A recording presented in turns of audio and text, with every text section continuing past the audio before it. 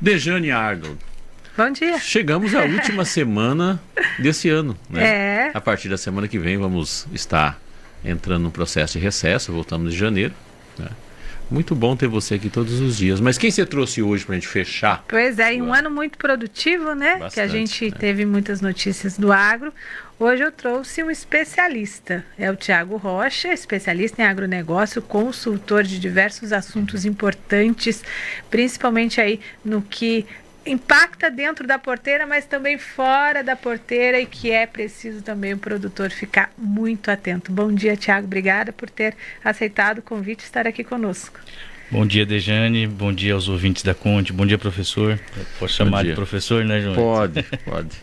Então, a gente vai falar sobre essa questão também do financiamento de safras mais para frente, mas eu quero começar falando de uma situação, né? O FETAB, que foi, então, foram aprovadas algumas alterações pela nossa Assembleia Legislativa ontem, e eu queria que o Tiago justamente falasse a importância desse FETAB, que já é uma contribuição que o setor produtivo faz ao Estado há muito tempo, e agora, então, mais focada essa contribuição à infraestrutura, algo que os produtores também aguardavam. Exatamente, Dejane. Ontem foi aprovado em segunda votação o projeto de lei 956, que é de origem do Executivo. Na verdade, ele estava renovando o FETAB 2, que é uma dobra da commodity, né? Quando ele surgiu para ser temporário, e então ele expirava agora em 31/12. Ele representa quase 1 bilhão. Então é uma receita bastante importante para o Estado, né? E o Estado tem uma necessidade de investimento agora, especialmente na BR-163, onde tem morrido muita gente ali. O Estado assumiu essa responsabilidade. Então o governador até veio conversar com o setor, e o que o setor pedia realmente era a aplicação desse recurso. É uma demanda muito antiga já. Os produtores, eles defendem que à medida em que os recursos são corretamente aplicados à sua destinação, você libera espaço orçamentário da fonte 100 e assim o governo pode fazer aí suas aplicações dentro daqueles limites constitucionais. Não é bom para o Estado ter um recurso em que ele pode utilizar como quiser, né? Isso porque cria um descontrole. Nós vimos governos passados. Então o setor acerta quando cobra essa destinação. Muita gente fala em relação à questão social, né? Mas se o setor estiver contribuindo para melhorar a infraestrutura de entrada e saída das cidades, já está contribuindo bastante com a população. E ontem o projeto ele faz uma alteração nesses repasses. 80% da arrecadação agora, de uma forma geral, será repassado para a Sinfra, tanto para a construção de estradas quanto de habitações.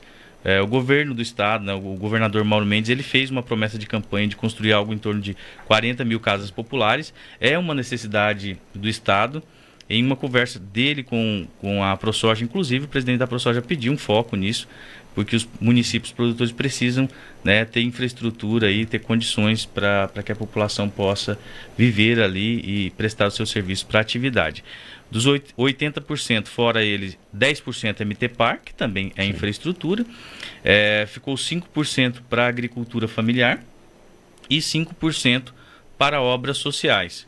Uma coisa interessante é que no FETAB Diesel, que o governo, que o Estado tem 50% desse recurso, 50% do município. Chamado de FETAB 1. Chamado de FETAB 1, exatamente. Dos 50% que é dele, até 10% serão remetidos à Empaer, e até 10% também, no mínimo 10%, para o INDEA, que também foi algo que o setor defendeu. É importante, o governo ele enviou um projeto em que não dava uma data fim para esse FETAB 2. E o parlamento discutiu e decidiu que seria até o ano de 2026, são 4 anos. Até teve uma emenda do Ulisses que perdeu pelo voto de Minerva do Botelho, né? Foram 12 votos a 11, quase que foi reduzido para 2 anos. De forma geral, esse é o balanço do projeto. Eu acho que vale a pena você explicar, porque muita gente, principalmente quem nos ouve, pessoal que não tem muita familiaridade com o setor, de onde vem esse FETAB? O 1, o 2, de onde é tirada essa contribuição? Ele é por tonelada de produto transportado, né? Lá nos anos 2000, foi feita aí uma engenharia, né, uma engenharia mesmo, para que não houvesse, não fosse suscitada inconstitucionalidade em cima do FETAB, embora ainda tenha essa discussão técnica, né, em relação ao assunto, por teoricamente estar ali na mesma base de cálculo do ICMS, como se fosse uma bitributação. Mas sem entrar nesse mérito, ele incorre em tonelada de produto transportado. Então, tonelada de milho transportado, tonelada de soja, tonelada de algodão, gado em pé, carne. Então, tem inúmeras culturas e setores da economia. Também, né? Madeira, feijão e pulses, né, que são grão de bico, enfim. Todos esses segmentos da economia já contribuem com uma parcela para o FETAB, que ultrapassou já os 3 bilhões, já deixou de ser uma taxa insignificante há muito tempo para ter um peso bastante relevante no orçamento do Estado. Eu fico muito contente em saber que essa contribuição será aplicada na BR-163, uma BR que tem um fluxo grande de transporte de cargas, mas também ela é vital aí para o transporte de passageiros, de pessoas, né, de quem vai a passeio, quem vai a um serviço de saúde também, e muitos municípios aí que estão no entorno da BR-163 e dependem dessa BR, então que venham melhorias, né? Exatamente, e a pandemia nos mostrou o quanto a infraestrutura é social, né? Quanto as pessoas que estavam distantes dos grandes centros passaram bastante dificuldade para chegar a uma estrutura de hospitais, né? E que pudesse fazer frente aos problemas que a gente estava vivendo. Então, realmente nós temos que dar foco nisso e não vamos crescer a velocidade que podemos se não melhorarmos a infraestrutura do Estado. Bom, João, quer fazer alguma pergunta? Tamanho do Estado, né? A gente, muitas vezes, quando a gente fala isso, né? A gente dá uma olhada. É só a gente olhar aqui, o Uruguai do lado, nosso vizinho, né? Se estivesse dentro do Mato Grosso, era o tamanho de município, né? Um pouco maior que Livramento. Então, nós temos distâncias aqui, quando a gente fala dessa necessidade, nós temos distâncias que, assim, você imaginar ir para Santa Terezinha, por exemplo, bastante gente nos ouve lá, né? Alguém que sai de Comodoro hoje vai para Santa Terezinha. É uma viagem que dá para atravessar a Europa em qualquer lado, de linha reta, né? Exato. E aí a importância da questão da infraestrutura. Com certeza. Bom, a gente falou então, como o Vivaldo já trouxe, essa importância dos financiamentos aí para custeios de safras também.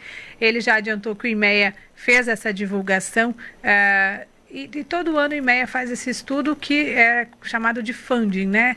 Que ele quer demonstrar de onde o produtor tira os recursos, capta recursos para fazer a sua safra. E esse ano, um dado interessante é o maior uso do recurso próprio do produtor. Isso é uma análise, Tiago, de que o produtor está capitalizado, quase 1/3 dos recursos usados para a safra vieram de recursos próprios do bolso do produtor. Ou ele tirou de alguma outra área, é uma necessidade, é um alerta? Conta pra gente. Olha, eu diria que é uma preocupação, porque na verdade o que a gente viu foi a aplicação de recursos próprios no custeio da atividade.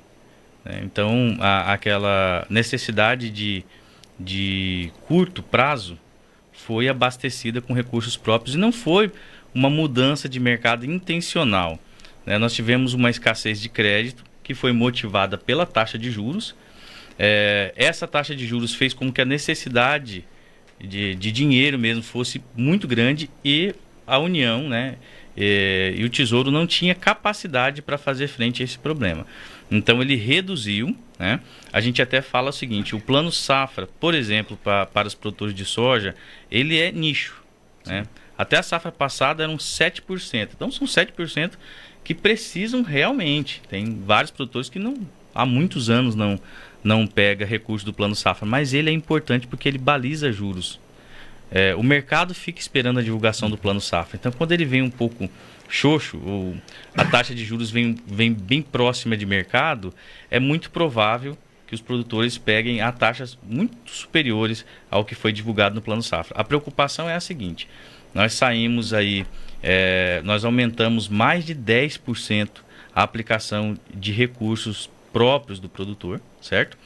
E o que precisa ser feito uma análise muito no caso a caso é se esse contínuo aumento do custo, né, e o produtor gastando essa poupança dele, se isso não vai representar uma maior vulnerabilidade ao mercado. Isso é importante para a gente, enquanto Estado de Mato Grosso, analisar, porque o crédito não tem um cenário de melhorar, né, e a gente pode ter um problema assim. Outra coisa que parece bem interessante, mas do ponto de vista do produtor há algumas ressalvas, é o quanto ele está dependente das operações de troca com as multinacionais e com as revendas. A taxa de juros embutida nessas operações, elas não são calculáveis.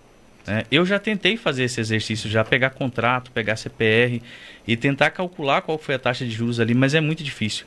Porque ou essa taxa de juros está embutida no produto que ele vai receber, no fertilizante, no defensivo, ou ela está embutida no preço da originação ali, quanto a trading está comprando dele. Mas em alguns casos, quando a gente fez um comparativo regional, quando a taxa de juros do mercado estava mais ou menos 7%, havia aí uma prática de 17% a 20% nessas operações de barter. Imagina quando a taxa de mercado está acima dos 2 dígitos. Isso pode ser um problema muito sério. Esse é o momento ideal para o produtor aplicar a gestão. Embora muitos acreditem o seguinte, eu vou esperar um momento melhor, né? A gente vê o PIB alto aí, o valor bruto da produção, mas os produtores eles estão bem preocupados e esse é o momento que eu digo que ele tem que trabalhar a gestão financeira e orçamentária, embora muitos pensem de outra forma. Falam, não, eu tenho que esperar um pouquinho melhorar minhas finanças, mas é a gestão que pode fazer ele se tornar sustentável a longo prazo.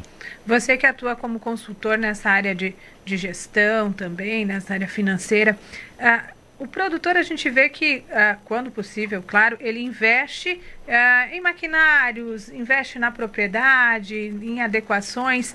Ele se preocupa na mesma proporção em melhorar esses processos contábeis, financeiros, de gestão na propriedade, ou ainda está distante, como você fala? É um desafio muito grande.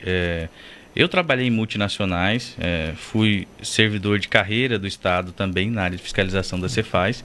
Fui para São Paulo, voltei, trabalhei para os produtores e digo que eu não tenho um conhecimento tão amplo para dizer que eu faria melhor do que eles, né? Eles têm um foco muito grande em melhorar a sanidade e a produtividade da atividade deles. Mas eles têm que ter conhecimento fiscal, tributário, trabalhista, ambiental, de contratos, né? Tem uma série de questões aí que ele precisa ter. Então, uma proposta que até a gente traz através lá da RBB Agro é que o produtor precisa de ter um executivo. É como se fosse um executivo terceirizado. E essa é a nossa proposta até, que vai conectar ele com uma gama de conhecimentos, né, que uma pessoa só não consegue ter. Então, é realmente impraticável para um produtor até 500 mil hectares ter uma área fiscal, ter um contador dentro da atividade, ter um advogado. Apesar de que advogado hoje em dia, cada um tem sua área de conhecimento. E cada contratação que o produtor vai fazer, ele olha no olho e tenta ter confiança naquela pessoa para contratar. Isso trouxe ele até aqui. Mas nós estamos num ambiente em que ele precisa ter um pouco mais de criticidade, né? Ele vai ter que ter alguém assessorando ele ali para dizer, peraí, mas essa proposta que esse prestador de serviço está te fazendo vai ao encontro das suas necessidades, o valor está adequado com o mercado. Então, assim, ele não consegue ter isso dentro da propriedade, ele vai realmente precisar de apoio. E é um momento de crise que ele cria as bases para ele crescer de forma sustentável. E agora é um momento em que temos um cenário de incertezas aí para 2023. É o momento de iniciar, então, esses planejamentos e essas análises, como você falou, com diversas áreas integradas, né? Sim, especialmente a parte de contratos, né? A gente assina contratos todos os dias. Da mesma forma que a gente assina um contrato de adesão, que é aquele contrato de telefonia, você vai lá numa Vivo, numa Claro, ele fala, tem um contrato que você vai discutir uma cláusula e fala, você quer? Sim. Você assina, você não quer, você não assina, né? O produtor tem muito isso dentro da sua rotina. Eu acho que ele não pode se acostumar, né? Ele não pode se manter na zona de conforto. Não é algo fácil de mudar, mas um prestador de serviço que esteja realmente o tempo inteiro questionando essas cláusulas. Parece trivial, mas imagina uma multa contratual de 50% do valor do contrato. Essa é uma prática de mercado e independe do que deu causa a esse inadimplemento. Então, uma questão climática, o produtor tem uma questão climática, ele teve ali uma frustração de safra, parcial ou total, aqui muito mais parcial do que total. Quando ele vai para conversar com esse adquirente ou com esse fornecedor tem todas as garantias na mão. Então a negociação ela fica absolutamente desequilibrada. Então o produtor tem que começar a olhar isso agora. O produtor compra aí muitas vezes insumos 1 milhão, 2 milhões, até mais, completamente desassistido de qualquer documento contratual. É um pedido. Só que quando ele se compromete a entregar algo, tem um contrato. Então precisa mudar essa lógica e é antes da comercialização, antes das compras que ele faz esse planejamento. É isso, João. São muitas coisas envolvidas numa propriedade. Não é só plantar, cuidar e colher, né? Não é tão simples assim, né? Inclusive tem um ouvinte nosso, Gustavo Mansano, né? Uhum. Gustavo falou assim, na verdade, esse FETAB só beneficia os mais ricos, 5% para a agricultura familiar, e o resto para melhorar a BR, para transportar soja. Ele disse que não concorda. Gustavo, eu não tenho os elementos necessários para estabelecer uma discussão muito profunda, mas eu sei que a gente fica muito mais pobre quando a gente não tem acesso, né? E a estrada é para todos. O número de pessoas que está morrendo nessa BR é muito grande. E sem a interferência do Estado, possivelmente ela ficaria pronta depois que nós, na idade que já estamos, já não estivesse mais por aqui. Então, até porque, João, eu concordo, né, com você, respeito à opinião do Gustavo, sim, mas se a gente for analisar, o setor produtivo poderia investir em ferrovia só para transportar o grão e deixar a rodovia de fora. Sem dúvida, que é onde não passa pessoas. Que é onde passam as pessoas. Dá acesso aos municípios. Os municípios hoje, se você olhar no médio norte do estado, Nova Mutum, Lucas, Sorriso, Sinop e tantos outros que estão aí em desenvolvimento, são municípios que nasceram, cresceram e se desenvolvem por conta da BR-63. Concordo com o Gustavo em relação à questão da agricultura familiar, mas eu acho que não é responsabilidade só do FETAB. Existe responsabilidade do governo federal em relação a isso, existe outra responsabilidade de outros. O Estado tem a secretaria, né, então, assim, tem, né? E sim, os mais pobres da minha região não estão conseguindo viajar, né? Isso é real, tem né? Muitas vezes não viajam porque não tem recurso, por uma série de coisas. Eu vejo, sim, a agricultura familiar desassistida no Brasil, não é em Mato Grosso, né? Falta um investimento em relação a isso. Mas daí é um conjunto de outras políticas, né? É um conjunto de outras políticas. O FETAB não tem nem essa finalidade. Sim. Porque, em tese, o que eles estão fazendo eu uso a estrada, logo eu pago uma taxa para poder melhorar a infraestrutura do estado. Para quem não sabe, o diesel, o FETAB diesel, por exemplo, a distribuição dele é invertida. Então, um município, por exemplo, como Sorriso, capta aí 150 milhões e no final do ano ele recebe de volta apenas 2 milhões. Aqui na Baixada recebe muito mais, pessoal que dá os municípios da Baixada. Mas a intenção dele é realmente aplicar em infraestrutura e liberar espaço da fonte 100 para que seja aplicado realmente na agricultura familiar. O problema da agricultura familiar é o mesmo do produtor rural empresarial, digamos assim, e um pouco mais grave, porque nós temos uma questão de garantias imobiliárias. Toda operação de crédito precisa de uma garantia imobiliária.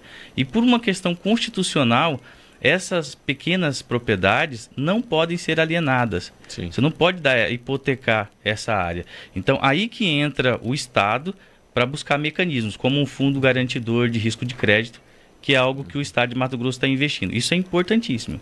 Sim. E também a extensão rural. Então, a assistência técnica é muito importante para a agricultura familiar. Verdade.